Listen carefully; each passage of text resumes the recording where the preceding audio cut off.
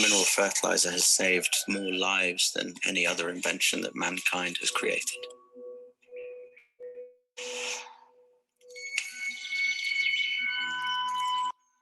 The story of YARA is incredible. It's about the fusion of the most basic elements that nature has given us. We use nitrogen from the air, salts from ancient seas and oceans, and phosphate rock from the ground. These are the natural raw materials that make up YARA's mineral fertilizer. YARA was born in 1905.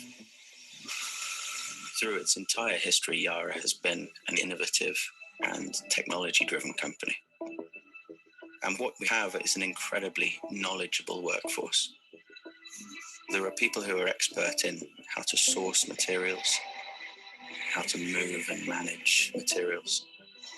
And we have people in the production plants who know all of the very technical engineering and chemical background to the products that we produce.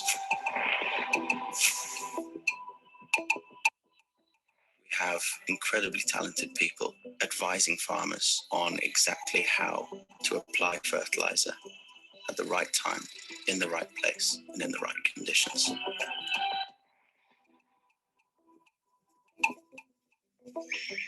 YARA's business is all about the farmer. Farmers need to ensure that the soil is healthy, that it has the right nutrients in it, and that it's sustainable. And it matters because by 2050, the world will have 9 billion people. We need 60% more food, using less land with greater yield, but we cannot produce more emissions.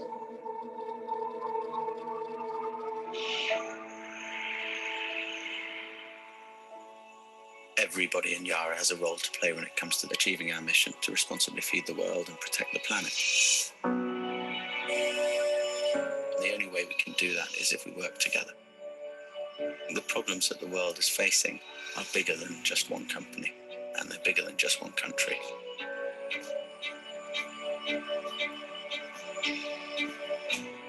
We have to reach across boundaries to solve these things. We've done that throughout our history, and today is no exception. It's in that shared success that we define our future. For YARA, it's about bringing people together, feeding the world, and looking after the planet.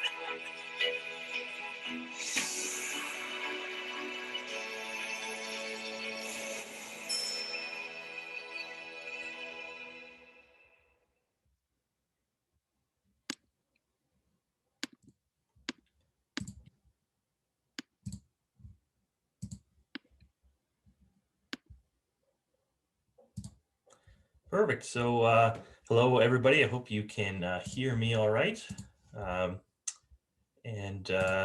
We'll just get everything queued up here.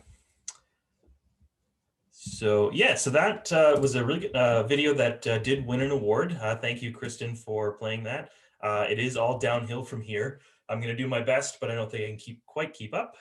My name's Taylor Jeffery. I'm the sales agronomist with YARA in Ontario. Technically, I do cover all of Ontario, but I do spend a lot of time in the Alliston area, as well as the Bradford and the Keswick marshes, working on horticulture and potatoes.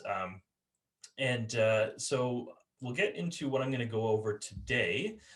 So what I've got to cover today is we're going to discuss a little bit about who YARA is. You may not be aware of who we are. It's impossible. I won't hold it against you. We're going to talk about in-field season monitoring, look at some key nutrient deficiencies that you might see in your carrots or onion or potato crop. And we'll look at some solutions that YARA has for how to solve those deficiency issues. And then wrap up with a quick overview, very quick, of just some of the broader portfolio of products that YARA has to offer. So first up, who is YARA? We're a global company based out of Oslo in Norway. We have about 16,000 employees, operate 60 countries, and in 2019, we shipped 38 million tons of fertilizer. We're one of the largest producers of nitrate globally, and we're actually traded on the Oslo Stock Exchange. Closer to home in Ontario, there are 5-ish employees that work for YARA full time. There's myself, Taylor Jeffery, sales agronomist. I live in the bustling metropolis of Beaton, Ontario, so pretty close to, I think, most of the audience. We also have Lucas Meyer. He's the regional sales manager for Ontario. He lives in Paris. And then when I said ish before, this is who I was talking about. I was talking about Emerson McMillan. He is the senior YARA Vida specialist for Eastern Canada. So he does split his time between Ontario, Quebec, as well as the Maritimes. And he's from the Maritimes. That's where he is right now. But he does spend quite a bit of time in Ontario. And outside of the three of us, we also have Bill Dunbar, who's the VP for Eastern Canada, and as well Kevin Sheehan, who handles the industrial side of the business. So being a global company, we do have facilities all over the world. So this is our facility in Pocklington in the UK. It's the global center for development and production of YARA's YARA Vida. So that's our foliar fertilizer product lineup. At the site, we have production. So all of our Yarvita foliar products are actually produced in Pocklington. We also have labs and personnel and people who work there who are dedicated to product development. And then we also have soil and plant analysis that goes on at that facility. It's quite large, has a very big footprint. The facility includes so greenhouse work for trial. Really cool thing that we can do in the greenhouse is we can actually grow plants in different media where we remove some of the nutrients in them. So we can, for example, try growing a sunflower plant in a soil that had all of the boron removed. And then we can try applying different forms of boron to see what works best. There's also chemical labs for product development, soil and tissue labs for analysis, and then there's also the production facility. And we also have the data lab there. That's what I'd like to get into next. So YARA has part of our umbrella of company, or umbrella of divisions, I should say. We have MegaLab. So MegaLab is a partnership between YARA and agricultural analytical labs from all over the world. So in Ontario, YARA is partnered with A&L Labs.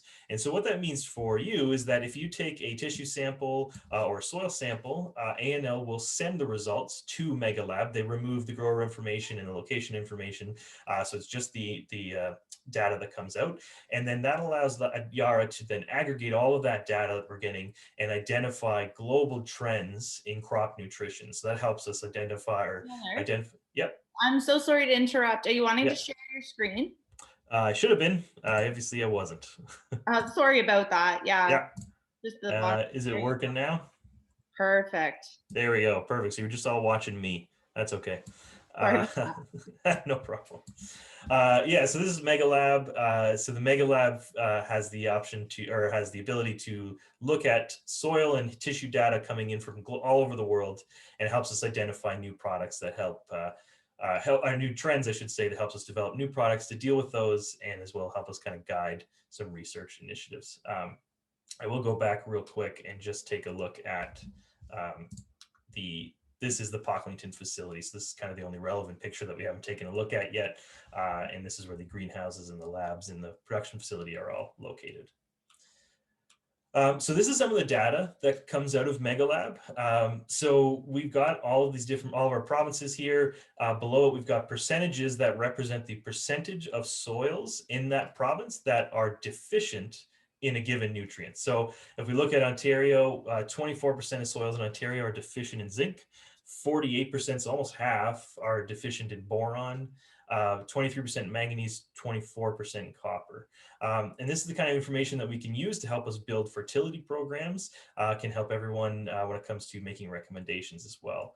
But none of this information is generated, and we don't really have any of these tools if we don't take tissue samples and if we don't take soil samples. And we need to be feeding data into the network. So tissue sampling is something we're talking about today. It's a key tool for monitoring your crop. And the reason you might want to do it is that we have a lot of predictive analysis tools. We have a lot of ways of predicting what might be deficient in on your farm or in your field. But it's also possible that your farm, your field, a section of your field may not match what that predictive analysis is trying to show. And so it allows you to react to anything that the weather may have thrown at you, monitor nutrient levels throughout the season. And as well, we can also look at the effect that different products might have had on your crop. So you might never have been a person who applies, say, copper to your onions or something like that. You could apply the copper, monitor the effects, and see what happens. And it also helps us to ensure our plants have adequate nutrition as our plants enter into some key growth stages.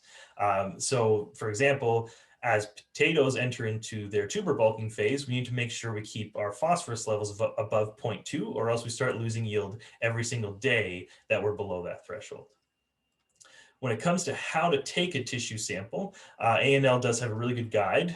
So this is a copy of the guide here. You can get it from them. If you can't, you can also reach out to me. I can probably get one for you. It's a digital document. And basically what it goes through is all of the different crops that are grown in Ontario, and then how to sample them and what part of the plant to sample.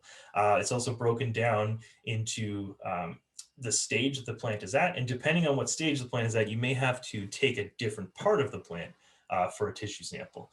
So it's important to be sampling regularly. And when you do that, you always want to be looking at the same area in the field. We like to mark it off with flags and then take a GPS recording so we can make sure we're hitting the same area again. And then you also, if you can, try to roughly the same time of day take those samples. Once the samples are taken, you put them in a paper bag to avoid any moisture accumulation, keep them as cool as you can, and get them to the lab as soon as possible. And then you'll get the results back, and they should be fairly accurate and help you make better decisions on your farm. So we'll get into now, not all nutrient deficiencies, that would take forever. Instead, we'll just get into a couple of them, or a few of them, I should say. The first one is nitrogen. I interact with a lot of people who don't come from an ag background, so I call nitrogen to them the carbohydrates of plant nutrition. This is pretty straightforward. It's very common across most crops. It's pale green foliage, stunted plants growth, small leaves, small stems. In carrots, you may see a little bit of bleaching on the margins of the tissue, of the leaf tissue. And in onions, you might see a little bit of tip dieback. But mostly we're looking at just kind of a stunted, not super healthy looking pale green plant is what we typically tend to see. Calcium deficiency, and I'm going to take a minute here just to talk about calcium. So calcium is often it is considered a secondary nutrient, and it's not one we talk about very much, but depending on what part of a plant tissue that you might sample, and depending on what part of plant time or growth stage you're looking at, it's actually possible to have plant tissue that has 10 times more calcium in it than it does phosphorus. So calcium is a very important nutrient when it comes to growing a quality crop. So in potatoes, you would see young leaflets that don't develop properly. You might see dark brown necrotic spots. And then if you were to pull up some tubers, you'd see discolored hollow tubers. In carrots, it's very tough. There really aren't any visual symptoms from the above ground tissue, but you would see severely undersized roots. And in onions, you'd see some tip dieback, but without any previous yellowing to those leaves. And those leaves are probably going to die prematurely. That's calcium. We also have magnesium. So magnesium is kind of it really is the center pin to the chlorophyll molecule. Without it, photosynthesis really doesn't run. So it's really important, especially early in the season, to make sure your plants have enough magnesium. And plants that are low in magnesium, so you're looking at potatoes, you can see yellowing of the intercostal areas at the base of the leaves, but the margins are going to stay green. It's going to start in the older leaf tissues. They're going to have the most severe symptoms. In carrots, you're going to see interveinal chlorosis and with green veins. The main vein through a leaf, though, is going to remain green. And as the symptoms get worse, the leaves might appear kind of white and bleached. And then when it comes to onions, the oldest leaves are going to turn completely yellow. Again, that's because they just can't, they're not photosynthesizing well because they don't have the magnesium to do it. And as the deficiency progresses, browning and dieback of the leaf tip is going to follow. And the last nutrient we'll talk about, this is zinc. I actually did a little bit of reading yesterday. It turns out that zinc is the most commonly deficient nutrient in agriculture globally. That's kind of ironic that in carrots, we really don't know what the symptoms are of it. The visual symptoms aren't well defined, so you're just going to see some stunted growth and smaller roots. In potatoes, you're going to see irregular patches of chlorotic and necrotic leaf tissue. White spots might show up in some of those necrotic lesions. And then in onions, you're going to see twisting, outward bending of the leaves with some faint chlorosis and striping of the new leaf tissue. And just before we move on from here, let's have a link here on the page that this will take you to our YARA UK division, and they've actually put together a website where you can select the crop that you want to look at, and then the nutrient you want to look at, and it'll provide you some images as well as a description of what you might expect to see if you're deficient in those nutrients. If you follow that link, it will take you to the apples page, but from there you can navigate to whatever crop you're interested in seeing. So before we get into some of the Yarvita foliar products that we have to address these issues, I just want to talk a little bit about what's in a jug of Yarvita and sort of what makes it stand out. So there's a lot of stuff that can go into a jug. Some of the co-formulants might be wetters, stickers, uptake agents, suspension agents, dispersant agents. They can be used to improve the uptake of the nutrient by the leaf. It's also going to improve crop safety. It's also going to make the product easier to handle. It's going to handle and store. So you're going to easier to pour, going to prevent some freezing. And I got an example here. It's on the right. This is of formulation that includes a wetter. So in this case, what it does is lower the surface tension, and that unformulated leaf keeps that really kind of nice droplet, but that's not really what we want. What we want is something that's going to spread out across the leaf, be absorbed quickly. And that's for the entire spray solution, not just for the foliar nutrient that's in it. Then the other thing we should talk about too is we get some questions of why a lot of YARA products are suspension concentrates rather than liquids. So a suspension concentrate is a product that is not dissolved in water. Instead, it's held in the soil, in the solution as a suspension, as very fine solid particles. And when YARA is developing products, we're not afraid to go with a suspension concentrate if it allows us to provide more nutrients than we would be able to using a liquid. And that's how we get such high percentages of nutrients in a lot of our products, is because we're using suspension technology. But there is a lot that goes into that. So one of the things that we use is a dispersal agent, which is a polymer that coats around that the nutrient, and it has a negative charge. And once those all get in solution together, they repel each other and they spread out nicely. It makes the product much, much easier to handle, better to pour. We use suspension agents to make sure that happens. And we're very particular and very careful about the particle sizes so that everything does spread out nicely once it's in that suspension. And the last thing before we get into some of the YARA products in particular is just when it comes to how our Yarvita products work, we do try to make sure that we formulate them to be effective, right? So how we do that is we try to take moderately soluble active ingredients. We control the particle size, and we use rain-fastest agents that give us really long-term feeding. So we've got a graph here, and basically we've got is the green line is an untreated or unformulated, I should say, an unformulated product. And basically what happens here is very quickly it reaches the critical level where it can be absorbed and is useful to the plant, but then it quickly goes beyond that and actually can reach toxic levels, stays up there for a minute, and then comes back down again, has a brief window for when it can be useful and be absorbed by the leaf tissue, and then it falls down below the critical level and it's not really effective anymore. So what we try to do, and what we do with our formulated foliar products, is we try to hit that window for longer. So the products take a little bit longer to reach that critical level, but once they get there, they stay in that critical window, and when they're available to the plant, but below the toxic level for a much longer period of time. And that helps you maintain nutrient levels, and it also can reduce the number of applications that you need. And it also going to have an effect in reducing damage to the leaf tissue and phytotoxicity that might pop up with some other products. So we've got 4 products that I want to highlight today. We've got Yarvita Last N. So this is a 2500. It's hit the button too early. It's formulated for rapid uptake, as long-term feeding as well. It's very crop safe. We use it on a lot of different. We use it as part of a lot of different tank mixes. And I know Adam was mentioning earlier that we're probably in for a dry-ish spring, or sorry, dry summer. So Last N can be a really good tool to help you give your plants a kickstart when they need it. The recommended rate in potatoes would be 1 liter per acre, but some people do go a little more than that. We also have carrots and onions at 2 liters per acre. It's available in 10 and 100 liter totes. Then the other one is Yarvita Hydromag. So I believe it's the highest percentage of magnesium in a foliar product. It's 3 times more magnesium than your traditional Epsom salts. Has a broad tank mixability. I really see a good fit for it early on in the season. As I was talking about earlier, it's important to get the magnesium in early to make sure that the plants are able to create chlorophyll, able to photosynthesize early, and get the season started off right. In potatoes, we usually recommend about 1.5 liters per acre. Carrots and onions, about 1 per acre. Also, it's a very heavy product though, so it's available in 10 and 500 liter totes. So 2 more here. We've got Yarvita Boratrax. So it's a 400 10.9% boron foliar product. It's concentrated, high quality source is boron. I think boron has gotten a bit of people have been a little bit afraid of it, you could say. So we had a lot of people who think of boron more as a late season product to be used, as potatoes in particular go into senescence.